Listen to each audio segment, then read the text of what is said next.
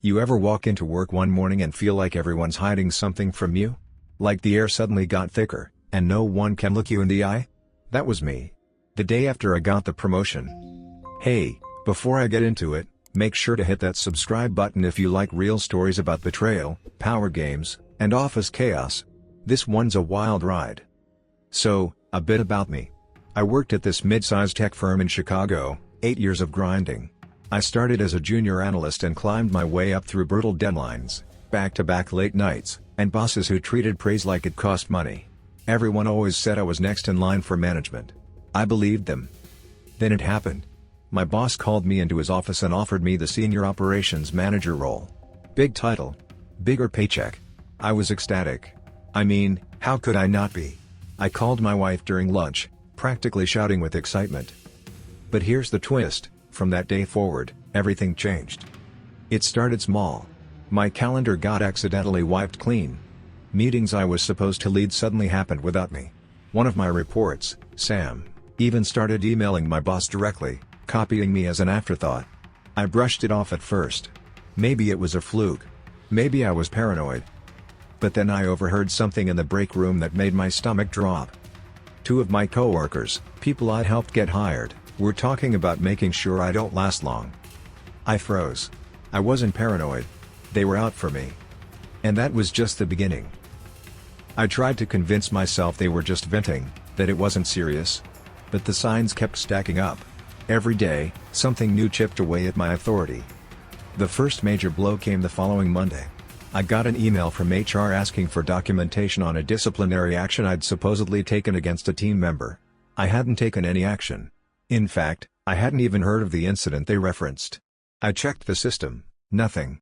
But the email said the employee had come forward, claiming I'd unfairly reprimanded them during a one-on-one. That's when I realized, they were documenting a case against me. They were building a paper trail, and I was the one being painted as the toxic boss. I reached out to the employee in question, let's call her Megan. She looked uncomfortable. Wouldn't meet my eyes. She just said, I'm sorry, I can't talk about it. HR said I should let them handle it. Handle what? That night, I sat in my car for nearly 2 hours after work, just staring at the dashboard. Wondering how the hell everything flipped on me so fast.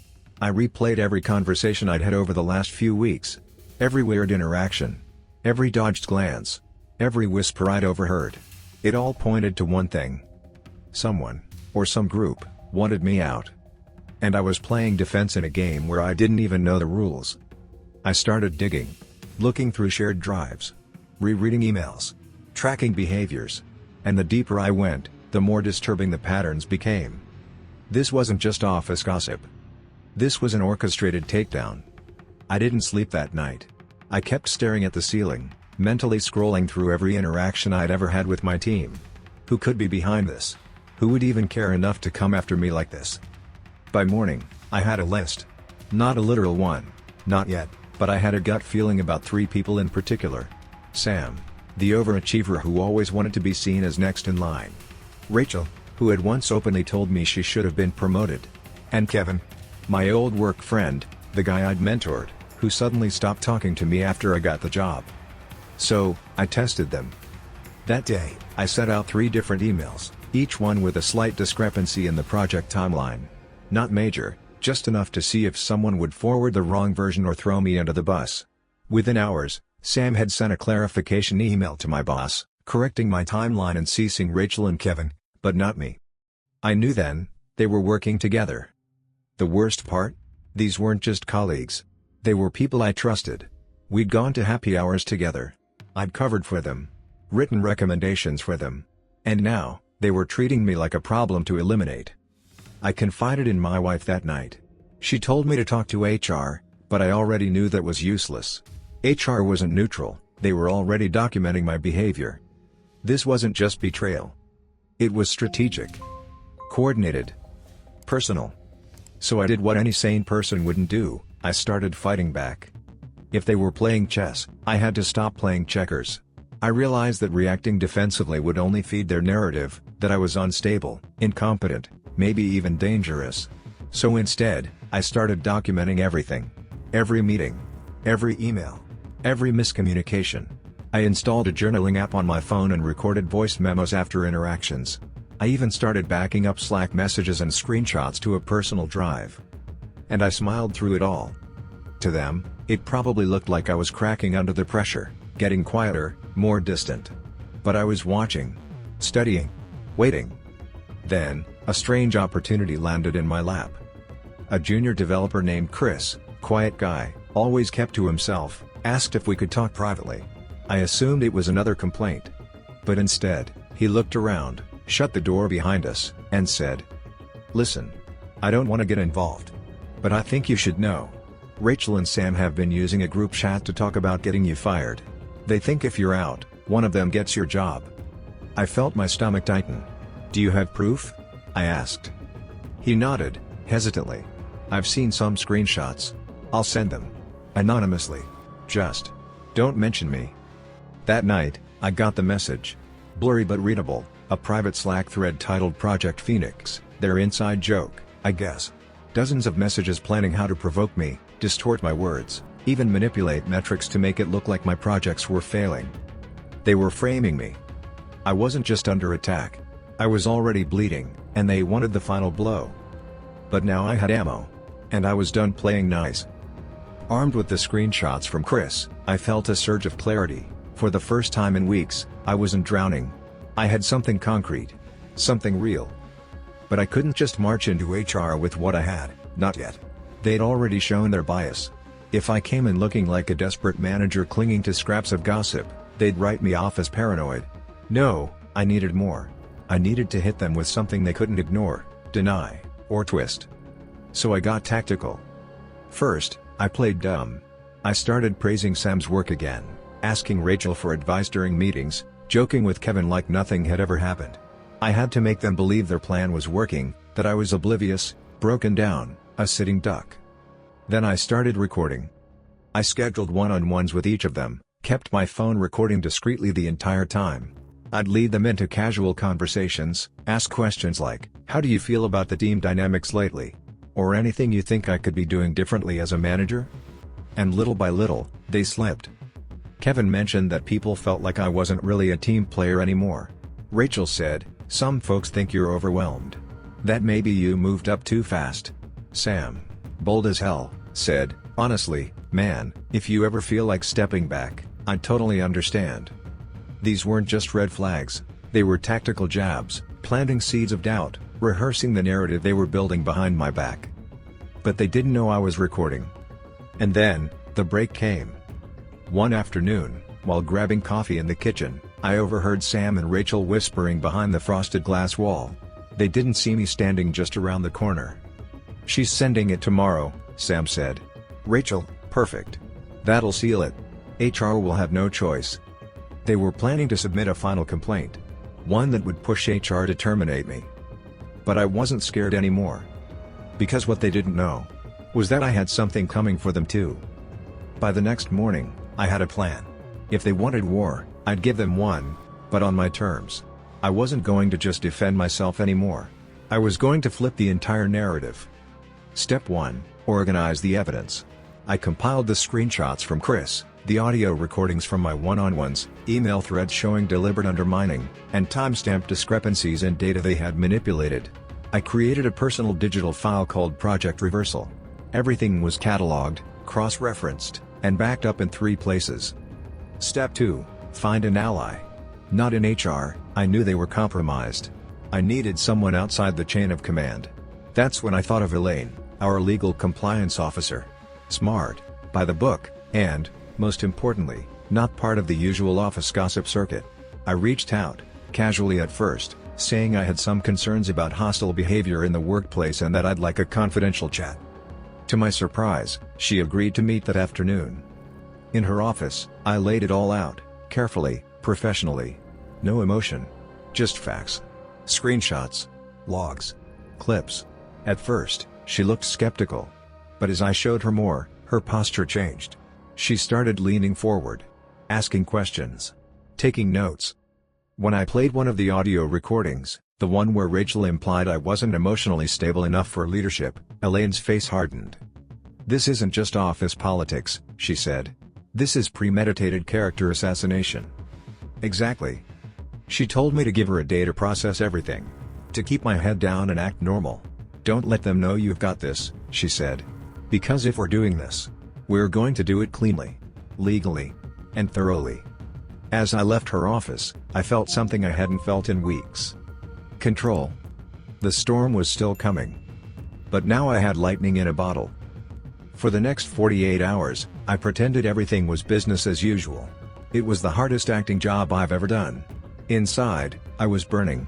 But on the surface, I smiled, nodded in meetings, made small talk with Sam, and even brought in donuts like I used to back when things were normal. I had to keep them comfortable, arrogant, blind. Elaine, meanwhile, worked fast. She escalated my case internally and pulled in the company's senior ethics officer. Together, they launched a quiet but formal internal investigation, with a very specific instruction: don't alert the accused until the evidence is fully gathered. The trap was being set. And they had no idea. That Friday, things hit a breaking point. I was called into a surprise meeting with HR. I expected it. I figured this was the final complaint Sam had mentioned. I walked in calmly, while they sat stiffly, folders in front of them. One of the HR reps looked uncomfortable, almost apologetic. She said there had been multiple reports about my increasingly erratic behavior, and that my leadership style was alienating team members. Then she asked if I had anything to say for myself. I took a breath, reached into my bag, and slid over a sealed envelope. I suggest you read that before we continue. Inside was a summary of the evidence I'd compiled, the messages, the manipulated metrics, the recorded meetings, the plot to push me out. A second copy had already been submitted through legal channels. I told them flatly, this is no longer a performance discussion. It's now a matter of workplace retaliation and character defamation. And I've involved compliance. Their faces went pale. The meeting ended early. I walked out with my head high. Not because I'd won yet, but because I had finally turned the mirror toward them. They wanted to play dirty? Now the whole company was about to see just how dirty they really were. By Monday morning, the energy in the office had shifted, and this time, it wasn't just in my head. I could feel the tension the moment I stepped off the elevator. Conversations stopped mid-sentence. Eyes followed me, but not with judgment, with curiosity. With uncertainty. Something had happened over the weekend. I found out why an hour later. Elaine called me into her office and closed the door behind me. She looked satisfied. We conducted preliminary interviews, she said, calmly flipping through a stack of notes. Cross-referenced project data. Pulled internal messaging logs. You were right, this was coordinated. She told me that Rachel, Sam, and Kevin had each been interviewed separately, unaware the investigation was underway. And their stories didn't line up. Not even close. Sam claimed he never made any negative comments about me. Rachel denied even being in a group chat. Kevin said he was concerned but had no direct involvement. Meanwhile, the evidence was mounting. Elaine handed me a printout. It was a message Rachel had sent in the Project Phoenix chat. If we make him snap, they'll have no choice but to remove him. Just keep pushing. It felt like getting punched in the gut. These weren't just passive-aggressive coworkers. They were predators. Elaine informed me that effective immediately, the three of them had been placed on administrative leave pending final review. The ethics team was preparing a formal report for senior leadership. She said I should refrain from further communication with them and let the process unfold. But the damage. It was already done. The people I thought were friends, mentees, teammates, they had tried to destroy me. Not because I was bad at my job. But because I got the job they wanted. As I sat there, numb, Elaine said something that stuck with me. This happens more often than you think. But rarely does someone have the guts, or the receipts, to fight back. And in that moment, I realized. This wasn't just a personal victory. It was something bigger. The days that followed were strangely quiet. The office, once buzzing with passive tension, now felt sterile, like everyone was holding their breath, waiting to see how deep the cracks would spread. People who had kept their distance before were suddenly overly polite. Curious glances turned into awkward smiles. A few co-workers even pulled me aside to say they were sorry, that they'd heard rumors but didn't want to get involved. One guy, Jeremy, whispered, "We all knew something was off, man. We just didn't think it would blow up like this." But while I should have felt vindicated, I didn't. What I felt was Grief. Not for them, but for what I'd lost. I couldn't unsee how fake people had been. How quickly allies became enemies. How years of loyalty could be erased in weeks by whispers, jealousy, and ambition. And then there was Chris. The guy who quietly tipped me off.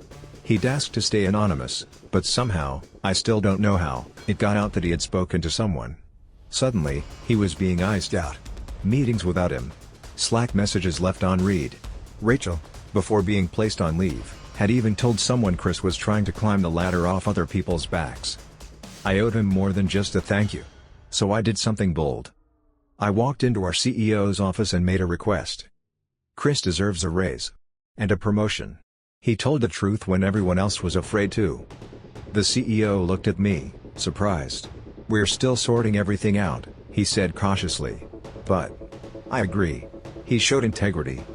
A week later, Chris was promoted to lead developer.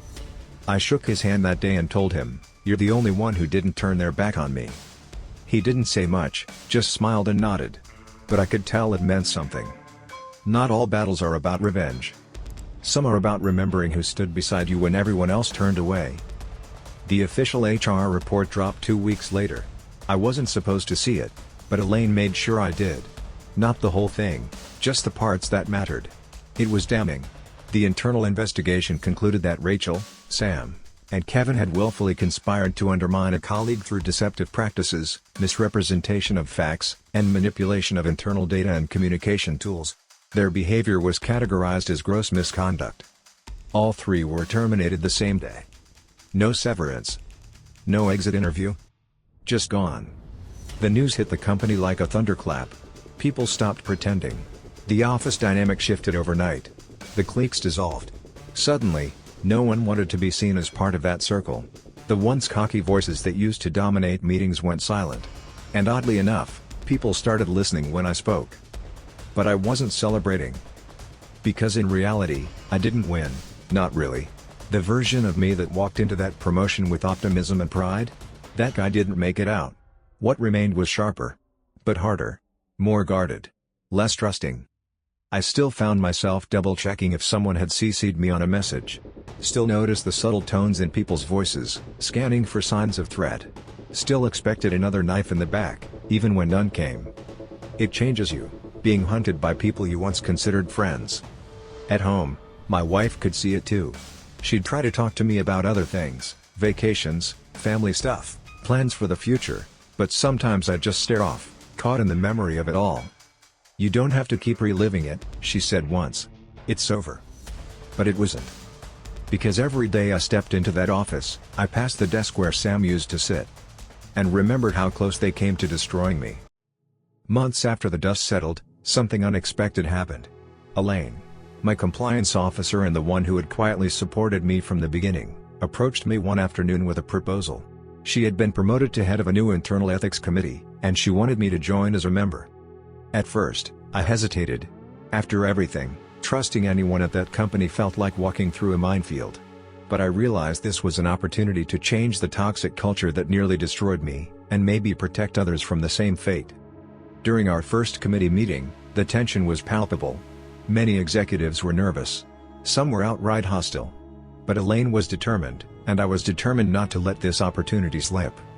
Together, we began implementing changes, anonymous reporting systems, leadership training on workplace toxicity, and clear consequences for backstabbing and sabotage.